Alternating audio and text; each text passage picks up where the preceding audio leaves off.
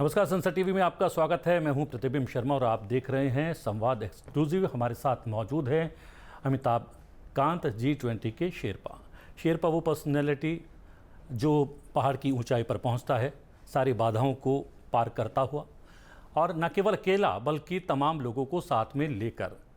G20 के शेरपा के तौर पर आपकी भूमिका को भी तमाम लोग ऐसे ही देख रहे हैं। कैसा लग रहा है? बहुत बड़ी चुनौती है और बहुत बड़ा एक अवसर है, क्योंकि अगर आप दुनिया को देखते हैं इस समय तो कई चैलेंजेस हैं। एक तो ग्रोथ में बहुत स्लो डाउन ग्लोबल इकोनॉमी में चल रहा है, रिसेशन है। दूसरा, कोविड के बाद बहुत बड़ा इम्पैक्ट हुआ है। करीब 200 मिलियन लोग पॉवर्टी लाइन के नीचे चले गए हैं, 100 मिलियन लोगों को की जॉब्स गई हैं। और जो हमारी डेवलपिंग और इमर्जिंग इकोनॉमीज़ हैं, उनको डेट की एक बहुत बड़ा चैलेंज है, ग्लोबल डेट का। और उसके अलावा क्लाइमेट एक्शन और क्लाइमेट फाइनेंस का चैलेंज है। पर पिछले 1.5 वर्ष से करीब ये जो जियोपॉलिटिकल चैलेंज यूरोप में चला आ रहा है, रशिया यूक्रेन का, ये सारे चैलेंजेस हैं। पर हमारे जो लीडर हैं, माननीय प्रधानमंत्री जी, ये इन सबको एक अवसर समझते हैं और उन्होंने कहा है कि हमारी प्रेसिडेंसी बड़ी इंक्लूसिव होगी, डिसाइसिव होगी, एम्बिशियस होगी और एक्शन ओरिएंटेड होगी। और इसीलिए हम जो काम कर रहे हैं वो अपनी प्रेसिडेंसी को एक्शन ओरिएंटेड बनाने के लिए काम कर रहे हैं। जी, और ऐसे में G20 की अध्यक्षता मिलना और भारत में समिट होना, माना जा रहा है कि चाहे आर्थिक पक्ष हो, चाहे पर्यावरण की बात हो, तमाम बिंदुओं पर जितना बेहतरीन प्रदर्शन भारत का हो रहा है, वैश्विक स्तर पर भी इस बात को माना जा रहा है, तो G20 भी एक राह दिखा रहा है पूरे विश्व को, क्या माना जाए? बिल्कुल। देखिए, G20 में 2 बड़ी चीज़ें मैं बताना चाहूँगा। एक तो पहली बात कि जो फॉरेन पॉलिसी और डिप्लोमेसी है, इसको हम साधारण व्यक्ति तक ले जा चुके हैं। दूसरा कि जिस शानदार तरीके से G20 प्रेसिडेंसी भारत ने की है, और ये एक शहर में या एक कैपिटल में नहीं की, बल्कि सारे स्टेट्स में की, और हर स्टेट के साथ करीब 60 शहरों में की। और उन शहरों का हम इंफ्रास्ट्रक्चर इम्प्रूव कर पाए, वहाँ का ड्रेनेज, सूएज, सॉलिड वेस्ट, वहाँ की सफाई सुथराई सब कर पाए। और तीसरा, मेरे विचार से जो सबसे महत्वपूर्ण चीज़ होगी कि हमारा जो फाइनल डिक्लेरेशन होगा वो काफ़ी एम्बिशियस रहेगा, एक्शन ओरिएंटेड रहेगा, जो पहले कभी नहीं हुआ होगा। और हम चाहेंगे कि भारत की प्रेसिडेंसी में हम महत्वपूर्ण चीज़ें करें जो हमने की हैं, और हम इसको इस प्रेसिडेंसी में बहुत जान लाए हैं कि जिससे कि डेवलपिंग कंट्रीज़, जो ग्लोबल साउथ है, उनको हमारी प्रेसिडेंसी का पूरा फ़ायदा मिल सके। जी, आपने कहा फाइनल डिक्लेरेशन अपने आप में अभूतपूर्व होगा, ऐतिहासिक होगा, लेकिन जितने इवेंट्स अभी तक हुए हैं, जिसका श्रेय आपको दिया भी जा रहा है, उस पर भी बहुत बड़े बड़े फैसले लिए गए हैं, MOUs साइन हुए हैं। कुछ बड़े फैसले जिसका जिक्र आप करना चाहें? नहीं, सबसे बड़ा फैसला तो ये समझिए कि हमारी करीब 177 मीटिंग हो चुकी हैं, करीब 55 शहरों में हो चुकी हैं, और उसके अलावा करीब 7 मिनिस्ट्रियल मीटिंग्स हो गई हैं। और हम क्लाइमेट एक्शन हो या डेवलपमेंटल एजेंडा हो या ग्लोबल डेट सिनेरियो हो या फिर एनर्जी ट्रांजिशन हो, इन सब चीज़ों में हम बहुत आगे बढ़े हैं। और ये सब चीज़ें लीडर्स डिक्लेरेशन में आगे आएंगी।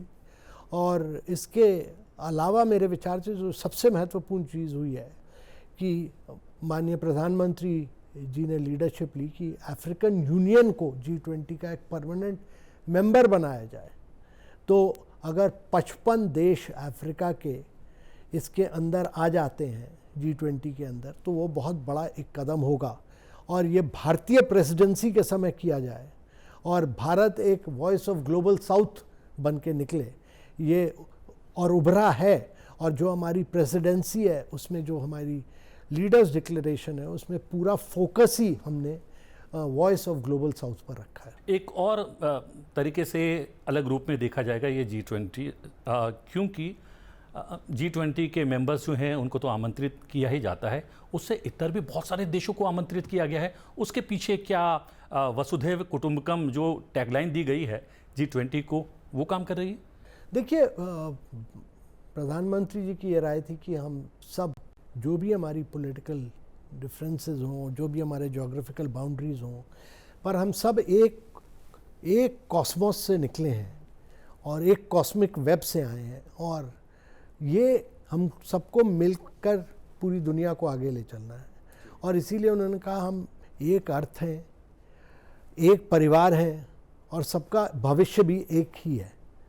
तो जो पूरी चर्चा हुई है वो इसी पर हुई है, one earth one family one future पे, और इसीलिए हम कई चीज़ें कर पाए इसमें। और उसमें अगर हम वन अर्थ समझते हैं तो अफ्रीका को इसका सदस्य बनाना बहुत आवश्यक था।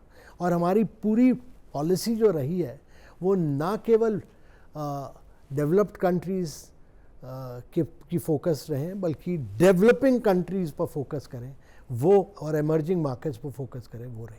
जी, हमने देखा कि प्रधानमंत्री की सोच बहुत विस्तृत रहती है और इसकी तारीफ पूरा विश्व भी कर रहा है, और हमेशा वो ऊंचा ही सोचते हैं। चाहे वो स्टैचू हो, वो दुनिया का सबसे ऊंचा स्टैचू हमने बनाया, सबसे बड़ा स्टेडियम अहमदाबाद में है। अब ITPO जहां पर वेन्यू रखा गया है, जहां पर समर्पण होने वाला है ये G20 समिट, वो भी माना जा रहा है कि दुनिया के जो समिट वेन्यूज़ हैं उसमें से सबसे बड़े वेन्यूज़ में से एक है। सबसे शानदार वेन्यू है और सबसे बढ़िया वेन्यू है और नया वेन्यू है, और प्रगति मैदान की पूरी शक्ल बदल दी गई है। और आप अगर देखते हैं ये वेन्यू, तो मीटिंग के हिसाब से ऐसा वेन्यू, ऐसा शानदार वेन्यू पहले कभी भी G20 में उपयोग नहीं किया गया होगा।